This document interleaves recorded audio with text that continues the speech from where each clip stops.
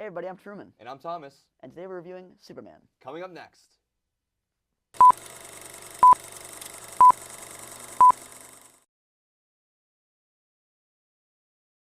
Welcome to another season of Review Crew. Truman's going to walk us through the synopsis of Superman. That's right. Now, Superman is a story of Clark Kent, a.k.a. Kal-El. He's been Superman for 3 years by this point, and he comes to kind of a reckoning of what it means to be Superman and what it means to be human, and what his goal should be in a new, unfamiliar world where his foundation of what it means to be good and what purpose is in an unfamiliar world, and has to face his biggest challenge yet. Now, Thomas, I'm not going to lie to you. I didn't even like this movie. Oh, I know you're lying, though. Of course I'm like, lying. You see, look at this shirt I'm wearing. I'm wearing the crest of the House of L. God, I sound like a nerd sometimes. I mean, I just think this movie was fantastic from top to bottom. I mean, there's so many different avenues we could take to talk about this movie, but I think we should start with the cast. It was like absolutely lights out. Head down cast lane. Starting with David Cornswood as Superman, I think he's just like the perfect embodiment of Superman. He is just so good in human nature. I was talking this to you earlier. I think he is the best Superman adaptation ever, besides, Christopher Reeve. I think he is a generational Superman. I think he perfectly encapsulates the kind of person Superman should be, where he's kind of like bumbling, he's kind of stumbling around, but ultimately he has like a heart of gold, and he's trying to do the right thing as best he can. And I just think that's what Superman should be every single time, and I think he is the best Superman since Christopher Reeve, who of course you can never top. I mean, part of this has to do with costuming and design and all that, but I think he really perfectly embodies the Clark Kent versus Superman persona. Absolutely. When you see him as Clark Kent, he's the hair down. It's more permed. He has the glasses. He looks more meek, for lack of a better word. He's too big. But then you see him as Superman with the suit on, with his hair slicked back. He is just this incredible figure who looks like he'll save the day, and of course he does, because he's Superman. Well, that's a great thing about Clark Kent versus Superman in the movies. Is like with Superman, his size is like an asset, because he's big, he's strong. When he's Clark Kent, it's like his size becomes like an obstacle, because he's bumbling around the city, everything's too small for him, and it really kind of turns into it flips on its head in a really beautiful way. And I think David Cornswood really nailed that.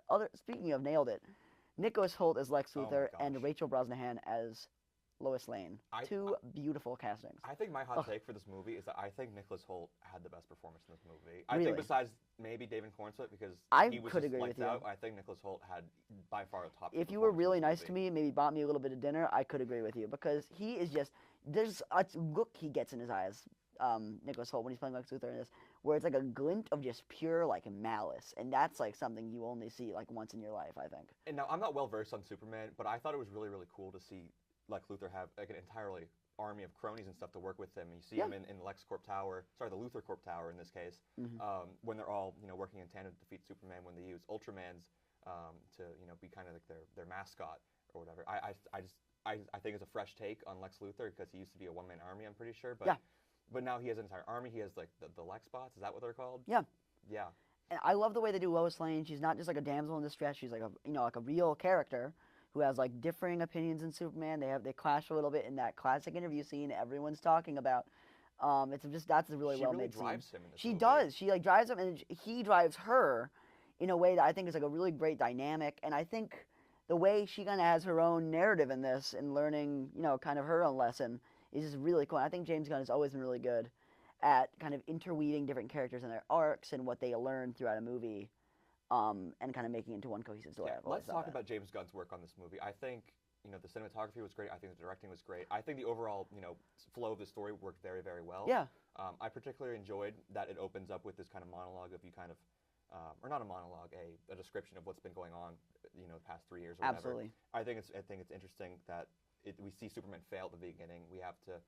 We're introduced to the Hammer of Baravia. We're introduced to all these different side characters who, as we learn, are all working with Lex Luthor, and I think James Gunn masterfully executes the pathway through this movie. Right. What do you think?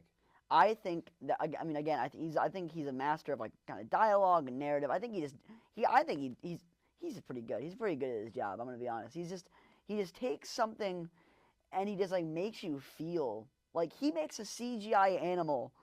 And then he just makes you feel for it, every time Crypto just gets even a little bit of trouble, I was it's just remarkable how he's always able to do that. And I think when you combine that with the beautiful, beautiful score of this movie, which beautifully repurposes the original John Williams theme into kind of this epic, kind of drawn out version of it, that really just goosebumps every time, man. I remember when I walked out of the movie. I jokingly was saying to the people I watched it with, I said it to you over text.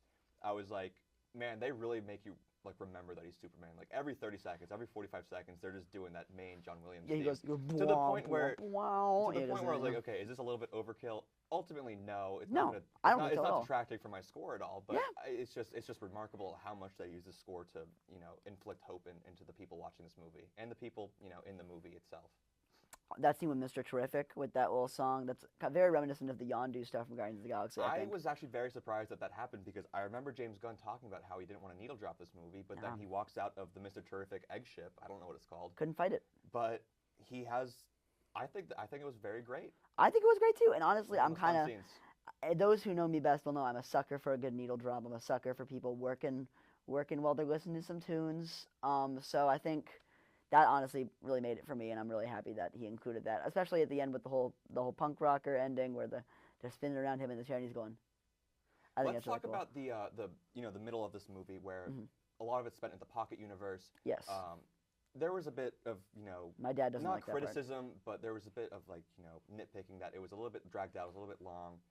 Yeah, when I got home and my dad was like, Truman, I don't like Superman. You know why? They spent 2 hours in the Black Hole River. Why were they in that river? And I was like, I don't think they were in it for that long, Dad, but they were in it for a little bit. I'll grant him that. I do agree that they spent a little bit too much time in that place instead of Metropolis or even the Fortress of Solitude. But ultimately I think it worked. I think visually it was very stunning, that entire moment, especially when Superman has Crypto. He has Metamorpho, is that his name? Yes. And Metamorpho's son. They're trying to escape this black hole, but they're stuck in a particle river. And I just think that shot of him using his breath to push them out of the black hole's grasp is just the most beautiful shot of this entire movie. Oh, it's so great. He's about so it maybe strong. once a day. People say this is the weakest version of Superman. He gets out of the gravitational pull of a freaking black hole using only his breath. I can't blow over a stack of cards, man. You know what? I think he may be the strongest Superman, in my opinion. Maybe the strongest Superman. That ending monologue, when he finally confronts Lex Luthor in the Luthor Corp Tower. Yeah. He talks about his weaknesses as a person, not as a Kryptonian, but as a human being. He loves. He gets scared. He wakes up every day and he puts one foot in front of the other and tries to make best choices he can, and he messes up all the time. And that's being human. And that's Superman. It's just a tremendous movie from start to finish. But Truman, fantastic. We're a bit out of time here. If you had to give this a score, what would you give it? 10. 10? And honestly, I think this might be my first 10 in the history of Euchre, and that's a big deal. But honestly, I'll say 10.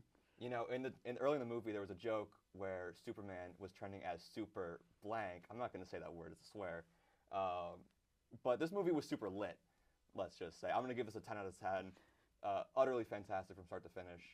I can't wait to rewatch it with my family at some point Bravo, or my Thomas. friends. Bravo. And anyways, yeah, thank you guys for watching this review, and we'll see you next time.